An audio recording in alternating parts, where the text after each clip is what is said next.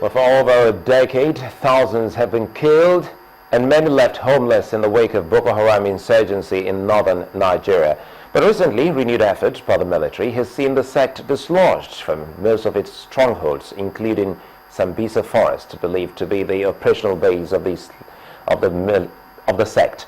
The onslaught on Boko Haram may have been largely spearheaded by the might of the Nigerian military, but complementary effort from volunteer indigents of Borno State under the aegis of the Civilian Joint Task Force is adding more strength to the military's offensive. The activities of Boko Haram have brought pain and endless tears to its victims.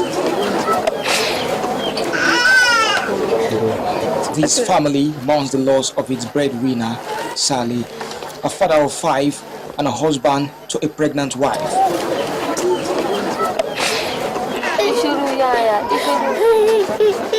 Sally was a volunteer member of Civilian Joint Task Force who was killed alongside 3 others by a landmine explosion in Sambisa Forest during a renewed attack on the bandits by federal troops.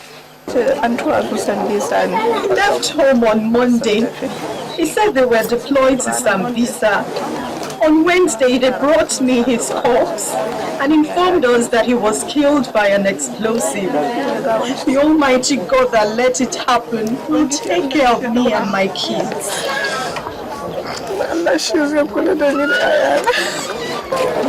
Sympathizers struck the deceased family compound in Maiduguri, Borno State, to offer prayers and pay their last respect to a man who has put his life on the line for his kinsmen and country. Sally was one of the over 2,000 youths trained and kitted by the state government as the Civilian Joint Task Force to complement the effort of the Nigerian military.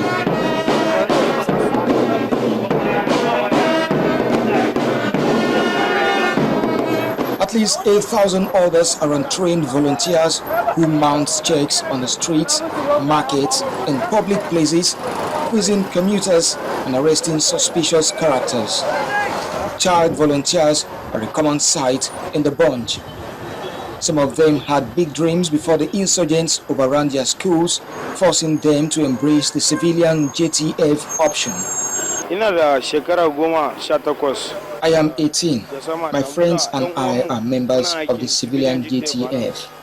I am a student, but Boko Haram interrupted our studies, and we have not been able to settle down and complete our studies. I would like to return to school when all this is over, so I can get a good job. The Borno State government is concerned about the future of these youth volunteers. However, plans are on the way to gainfully engage them in profitable ventures when the insurgents are flushed out. We have the plan to at least train them and send them to become firefighters, to become traffic wardens, to become vehicle inspection officers, to send them to our hospitals, to upgrade them. And then right now that I'm speaking to you, we have sent about 50 of them into recruitment in the Nigerian army. We have already sacrificed our life so that to see this nation, there is no any other insurgency by the grace of God. Unofficial reports put last week's Sambisa's forest casualty figure of the Civilian Joint Task Force at 205, but that has not dampened the resolve of youth who defy the risks to join in the fight to reclaim lost territories.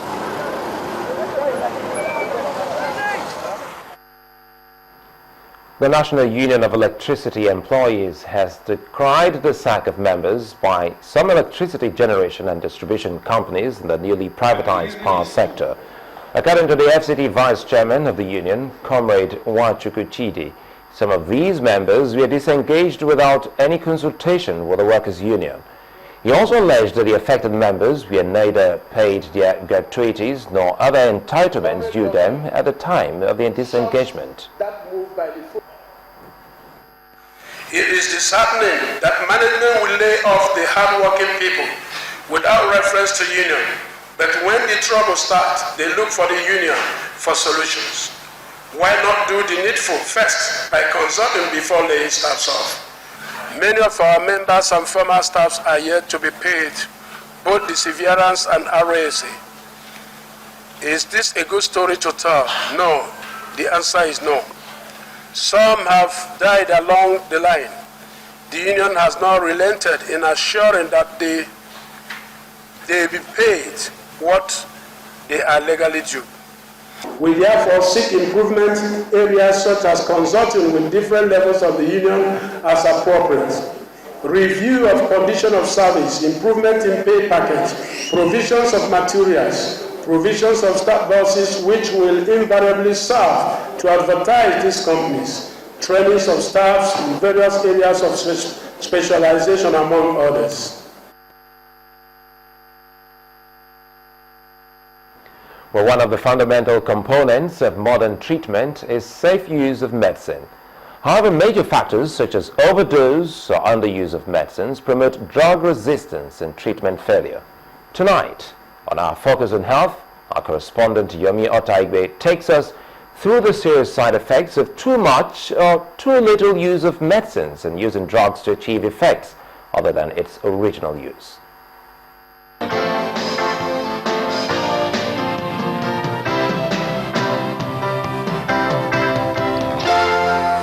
Medicines are substances used to cure, prevent diseases, ease symptoms, and generally maintain health and well-being.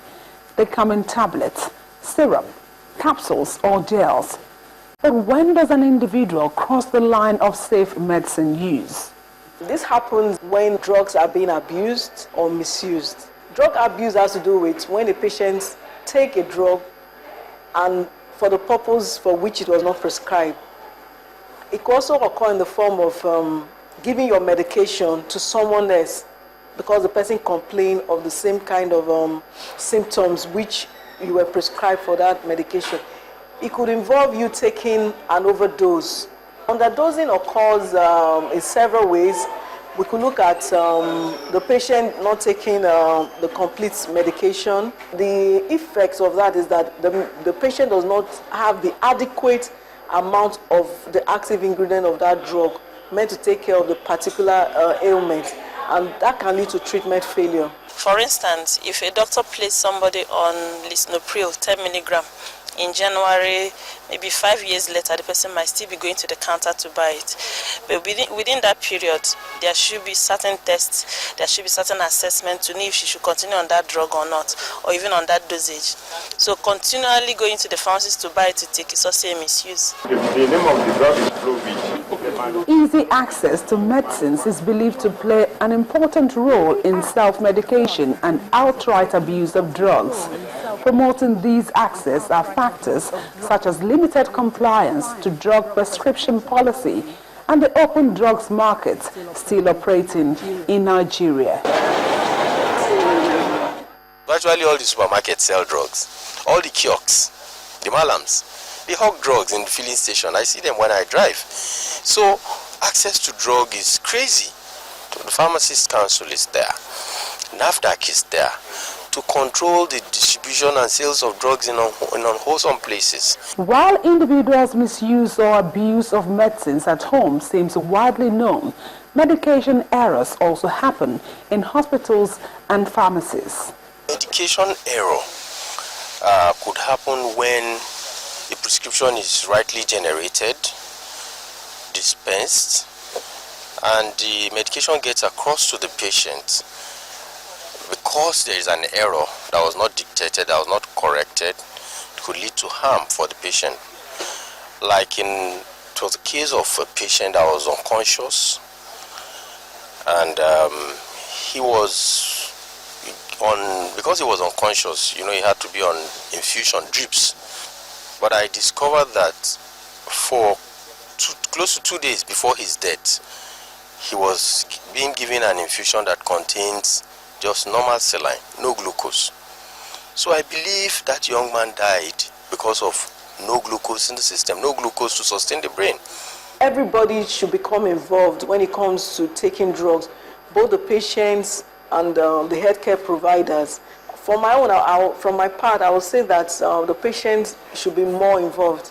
Now, than before when it comes to safe drug use. There's a lot you could do as a patient. The awareness is very, very crucial because especially the overuse of analgesics, not just for professionals, even for common man, for taxi drivers, for the bus drivers, the way they take all sorts of things because of body pains and aches, they find out that finally it results in something that they cannot even afford, such as kidney failure, as I said. What you can afford is to ask the doctor or pharmacist as part of safe medicine use if you should avoid certain food, beverages, other medicines or activities while taking a medicine, because it's about your life and health. Yomi Otaigbo reporting for Channels Television News.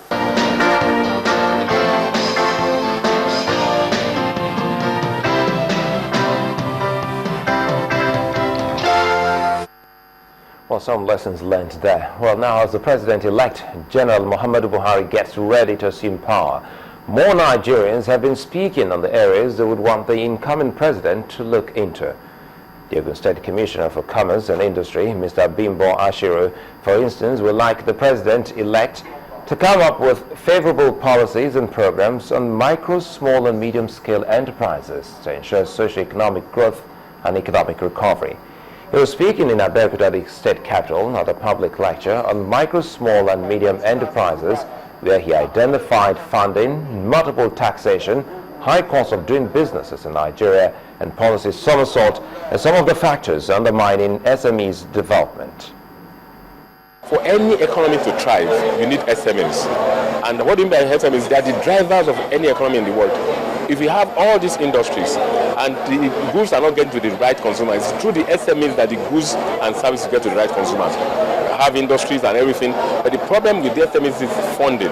How they have such funds, then they have capacity building, they don't have the way to manage their funds, the financial management capacity and everything. So for me, I will suggest that we create funds for them, we create a market for them, standardization, the quality of goods and services that have been produced, and we ensure that they get to the right market. And even with the SMEs in this country, we can become an export-oriented economy, whereby we send those goods and services out of the country.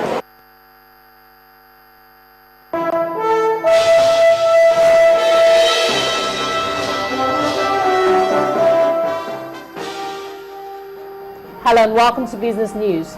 As the Nigeria equities market resumes trading activities for the month of May next week, market watchers are optimistic that the local bourse will sustain the positive momentum. Analysts at Codros Capital reports that key indicators recorded a 9.33% gain for the month of April, boosted by a massive post-election rally.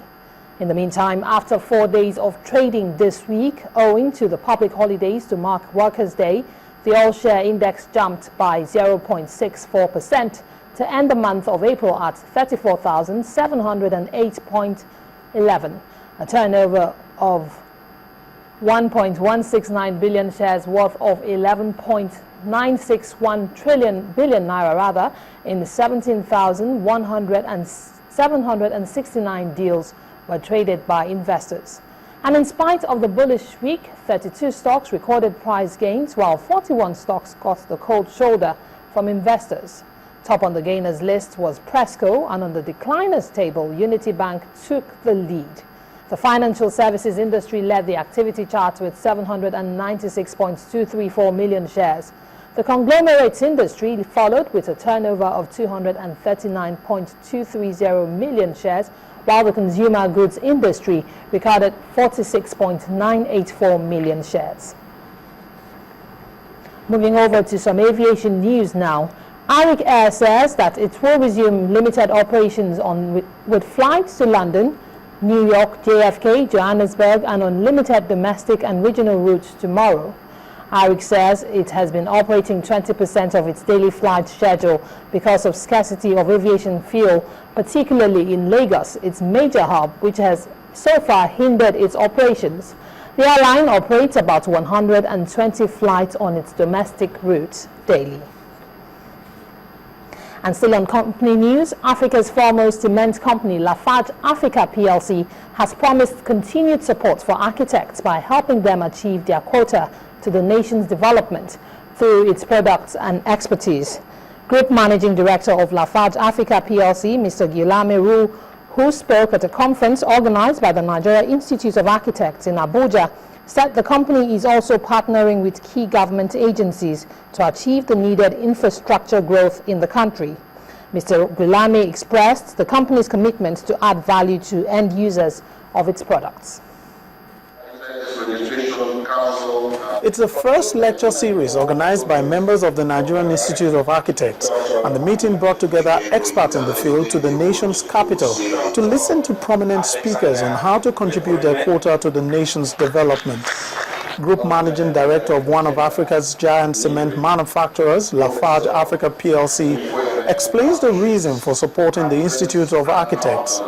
According to him, building a better Nigeria through its products remains top on his priorities. In order to implement those solutions, whether it's for housing, for bridges, we need architects.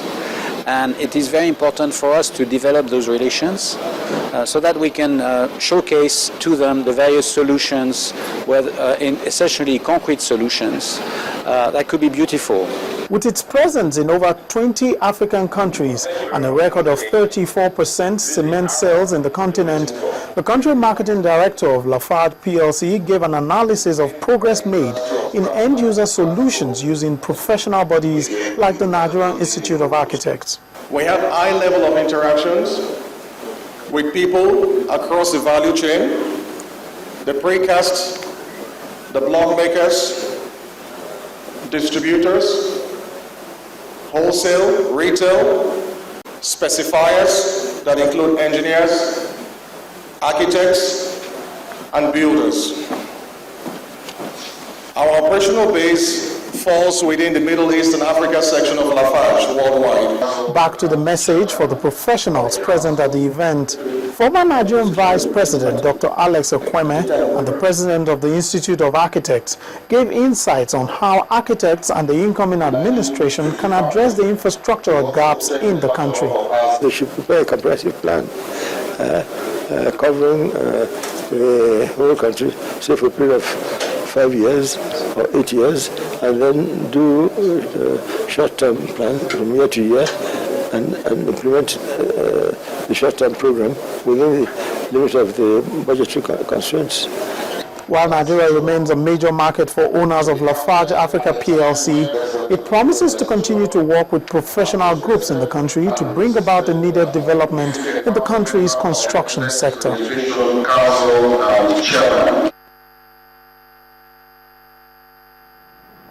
Well, that's it on Business News. Thank you for staying with us. I'm Emana Amawe. Sulai will be back in a moment with the rest of the news at 10.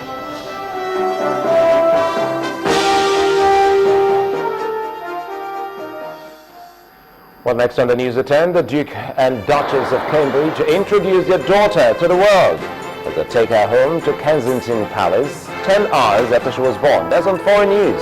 Stay with us.